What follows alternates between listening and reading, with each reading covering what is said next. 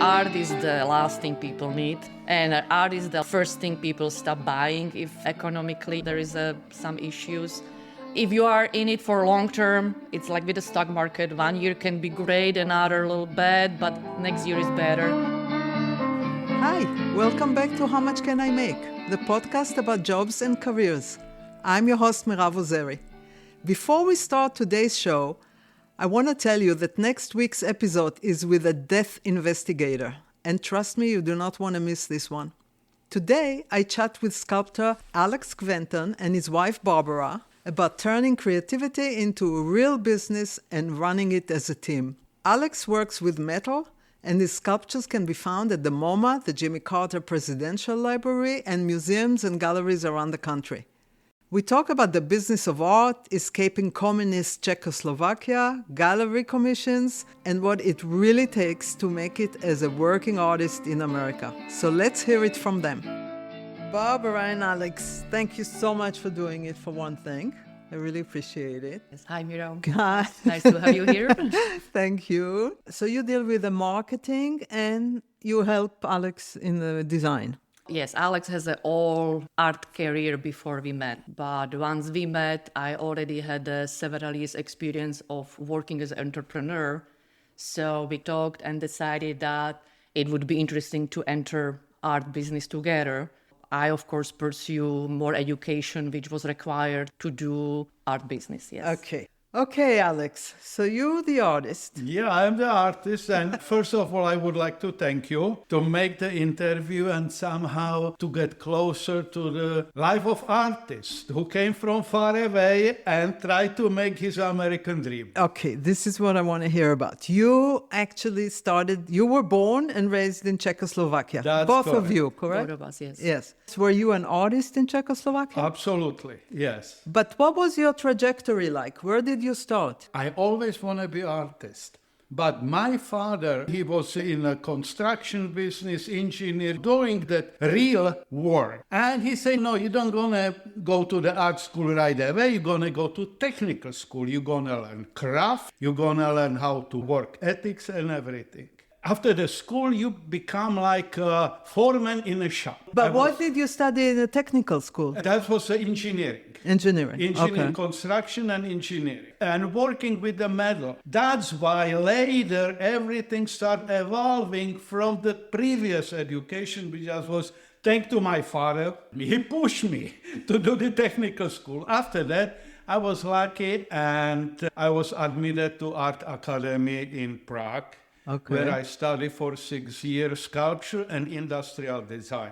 So, and after that, you were an artist in Czechoslovakia? This means I graduated from the Art Academy and became Master of Fine Art. I was allowed to work as a freelance artist and have a government commission. That time Czechoslovakia was a communist country and the government owned everything. This means only people from the highest education, from the art academies, which was actually 3 art academies in Czechoslovakia for 15 million people, only 3 art academy. And because the education in that time was for free, this means after I graduated the school, all the artists, which they finished the art academy in Czechoslovakia, they have guaranteed work because the government pay for their education. This means you have to work back for the government. But you get paid for it. I was paid very well.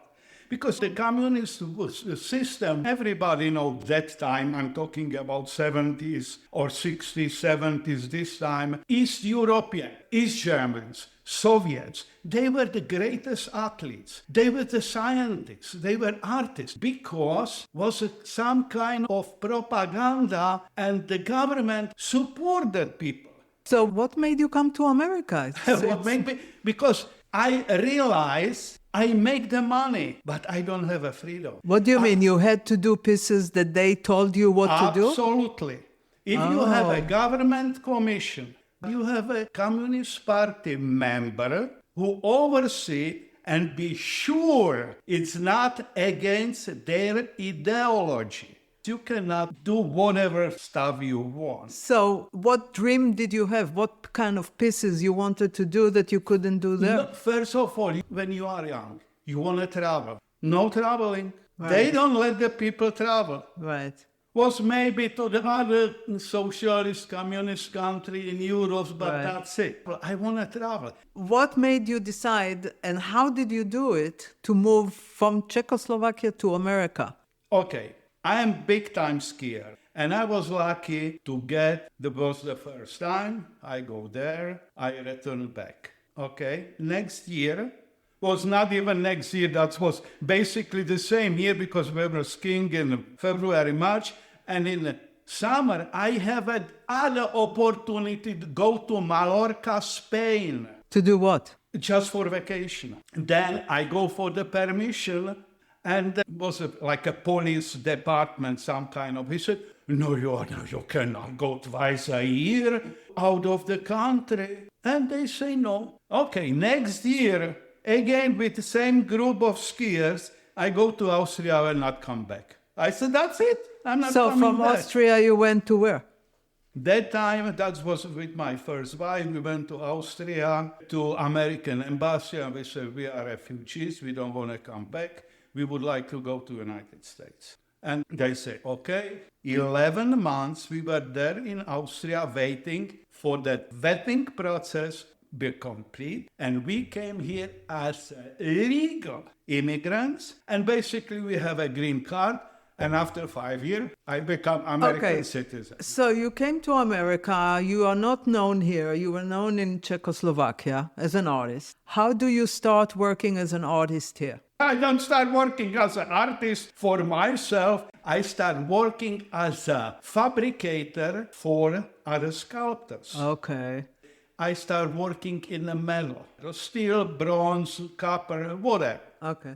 The previous education in the middle school when I learned how to weld, how to blacksmithing, calculation of the strengths for the material, that helped me when I came over here and I find a job in that company in Brooklyn. The company which he mentioned, I think the grandfather started that company, and when the son took it over, it was a metal fabricating company, and he wanted to expand into the finer fabrication. So he opened a art fabrication department, meaning fabricating sculptures for other artists.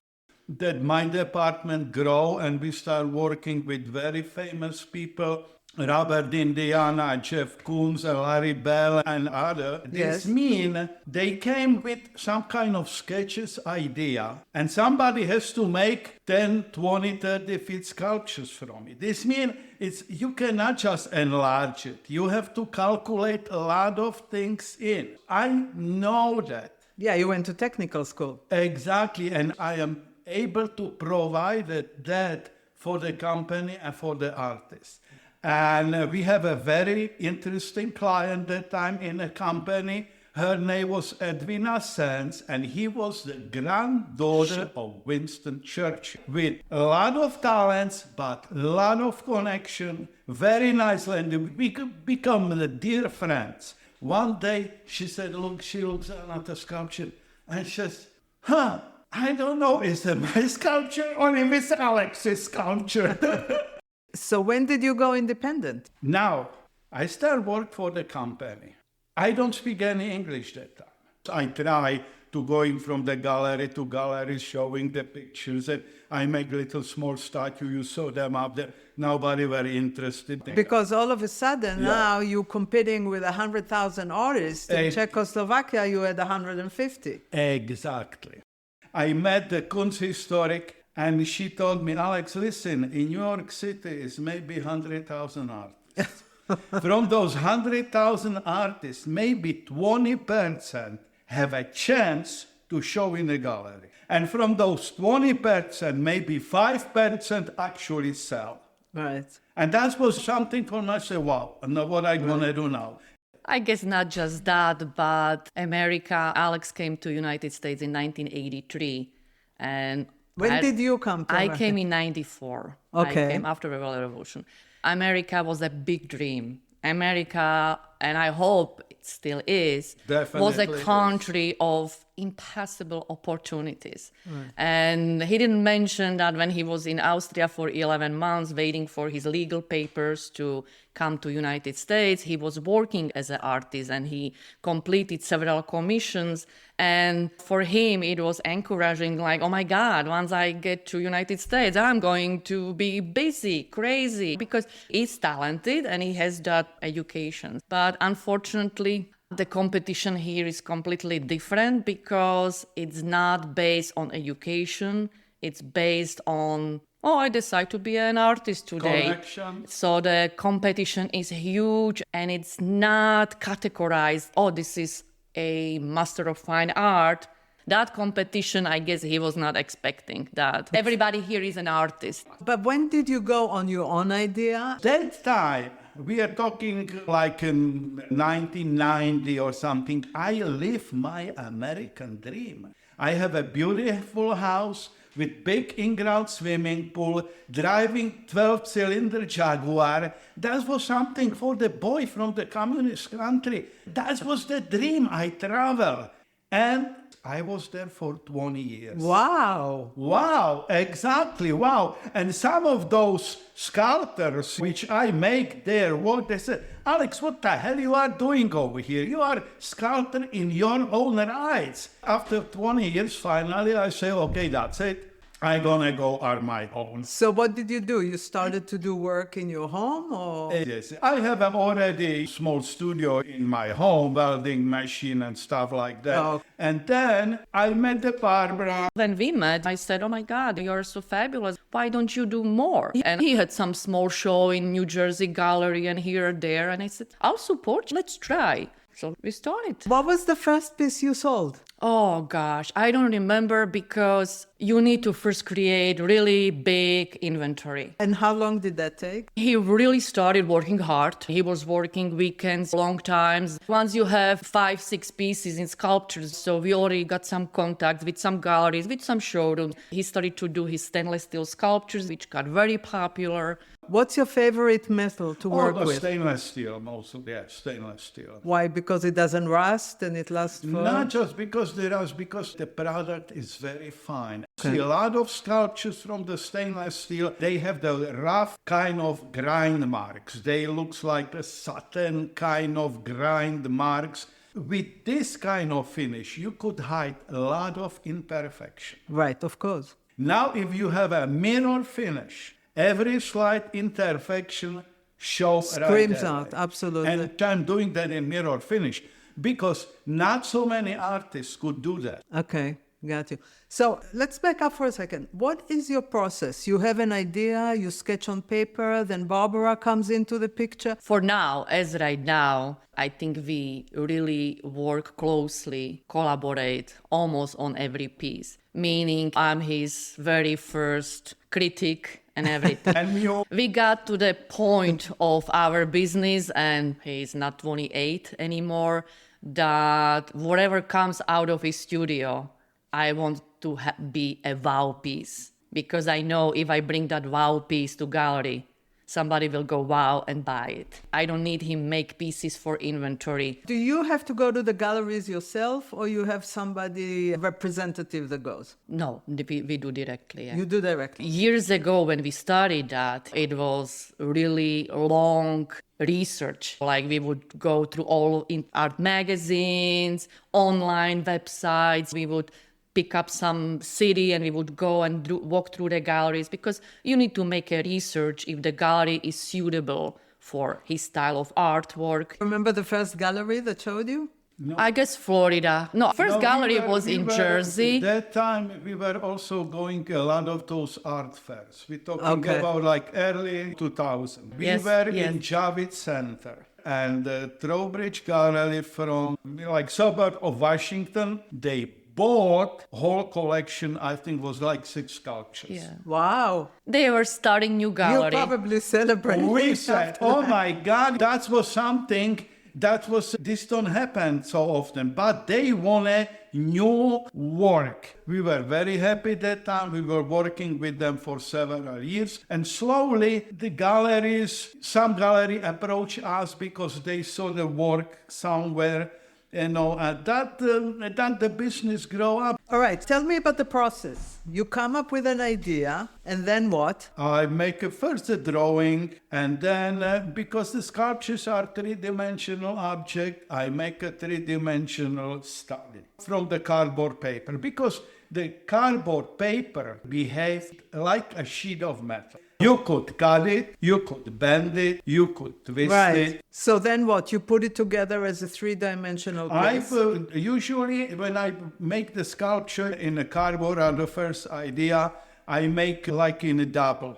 One part I glue together, and identical part I'm leaving as a template. Oh. If the sculpture come out nice, is appealing and have a chance to be made, then from the templates, Barbara make AutoCAD drawings. We send it to the laser company, they cut the material, I pick it up, and I have a now material cut, and I have a cardboard model. In the real size and the real sculpture, I go for the fine details which are not in a cardboard model. It's not like somebody's paid you in advance to do that, right? No. So what is We do, of course, custom commissions. And those are very welcome because, first of all, like you said, you get paid in front. And it's really nice, challenging. It's something different, very refreshing. Usually people come to you with a sketch and they say, we want that? No, I will have a gallery rep, or we created over the years really nice network of designers and architects.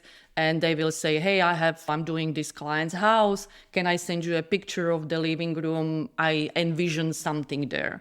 So I always require couple pictures from different angles, show me what's around, what colors they use, what patterns they use. And then on computer, I just do renderings, couple different proposals. It can be maybe sculpture, which was already done, but I just scale it properly.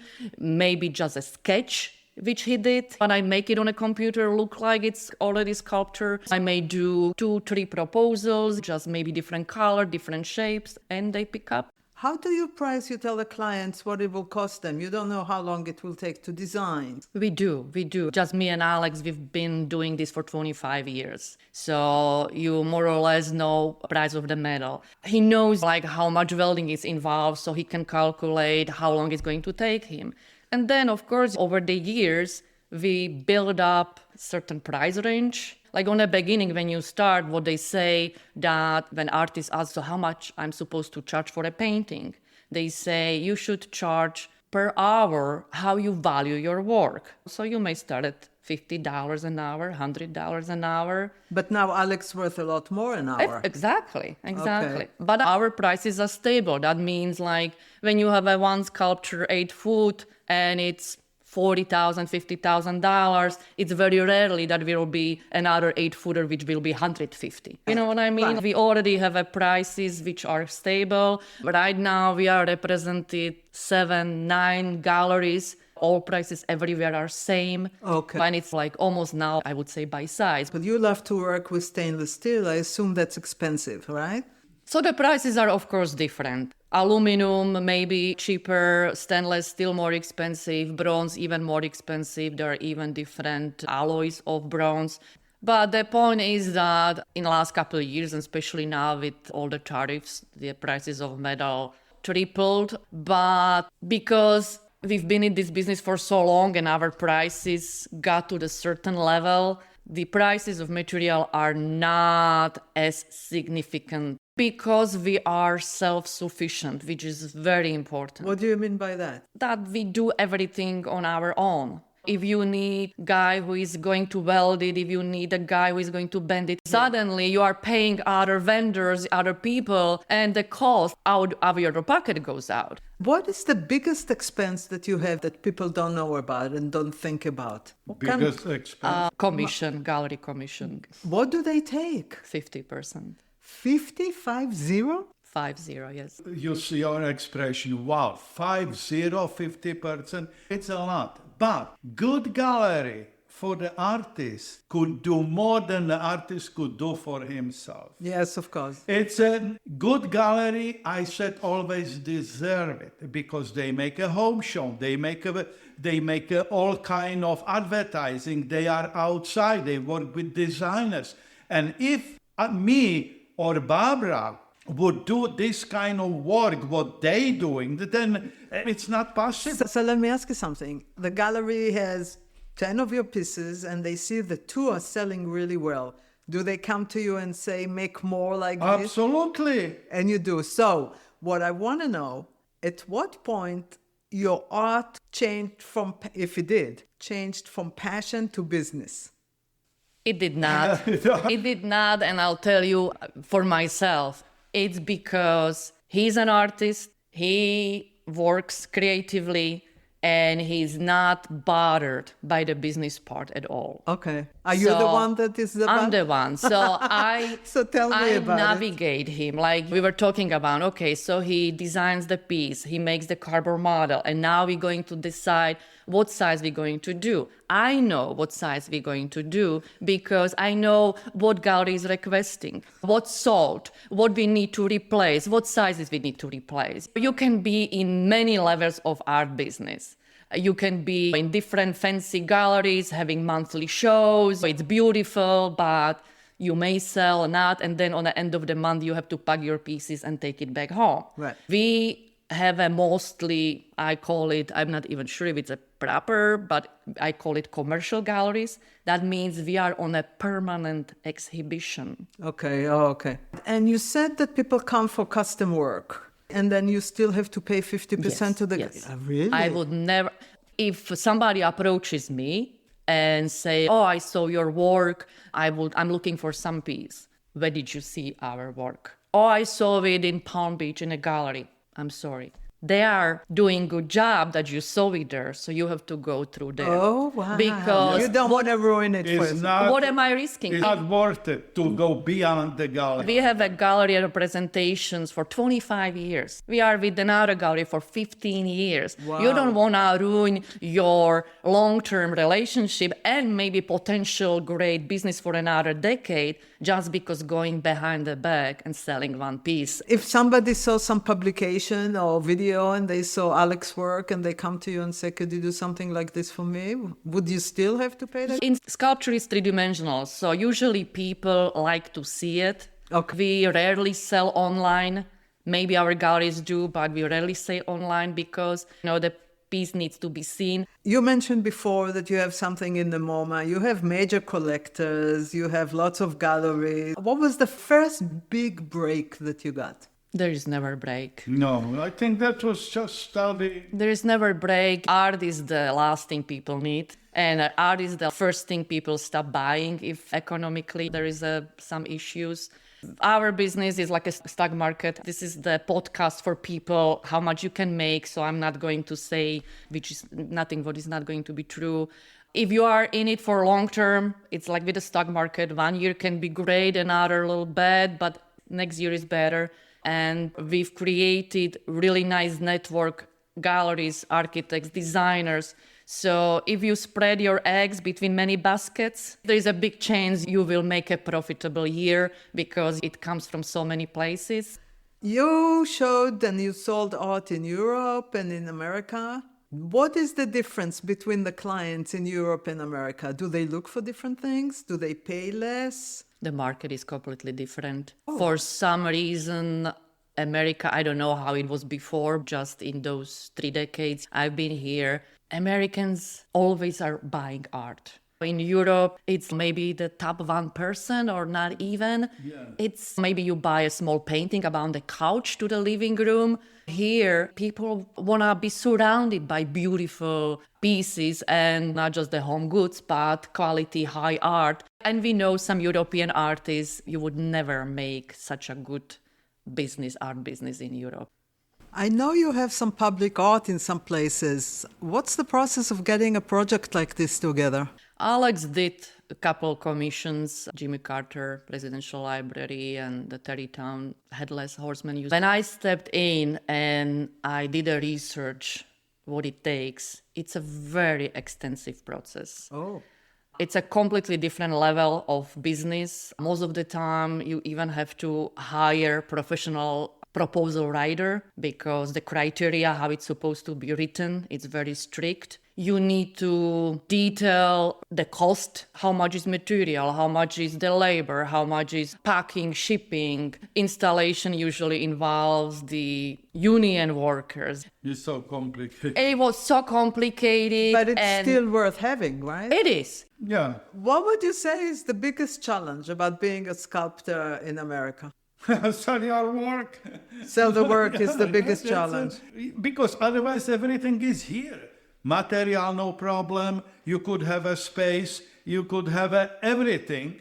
But you have to support that financially. What's the biggest reward? In a public place or in a MoMA or the Carter House, like you said? Returning clients.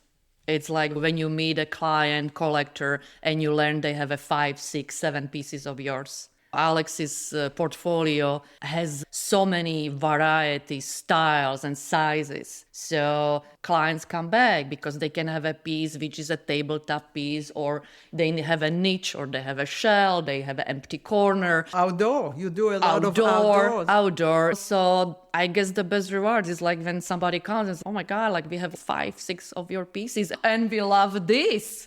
If you see the people are buying not because it's a huge name, but because it's they love nice work and they love it. That's very important. And in a custom work, the reward is because, like I said, if I make a proposal on a computer and then we deliver the final product and they go, wow, it's 100 times better. We didn't expect it that. And it's multiple layers and the colors are so completely different.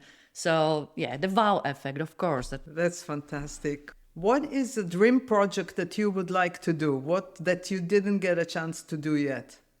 Okay, if somebody want to build a new Statue of Liberty and I have all thousands people work on it, that would be probably the dream sculpture. What would you like to see him do? Maybe really one time some commission for really big sculpture. We do have the Sleepy Hollow, which is 25 feet. Wow. Whatever, it's around 20 feet, but something really big when you drive on a highway and you see it from far away. All right, hopefully we'll drive one day on the highway. But for now, let's just knock on the wood and continue what we've been doing for 25 years together. I think it has been a good life and good business. And your work as a team? Yeah, I mean, I from drawings, from designs, I do website design, all the social media, all the photography, all the publishing, all the bookkeeping, all the proposals. I don't know how artists can go to the studio and create, and on the other side, answer emails, requests, buy stuff. It's really two-person job. I do admire every artist who is capable of doing as a one person what we do together. All right. Thank you so much. And I wish you lots of luck. You did a huge journey from communist Czechoslovakia to being very successul in America, in New York. American dream. Kudos to you. Yes. Thank you, And we are very happy to live in this country. Of course, I'm sure. That's it for today. And if this made you curious about creative careers, head to howmuchcanimake.info and check out the creative career category. You'll find more episodes where people break down what they actually do, how they got in, what the pay is like, and you can make an educated decision if you want to try it or not. So go to howmuchcanimake.info. And until then, I'll see you next week.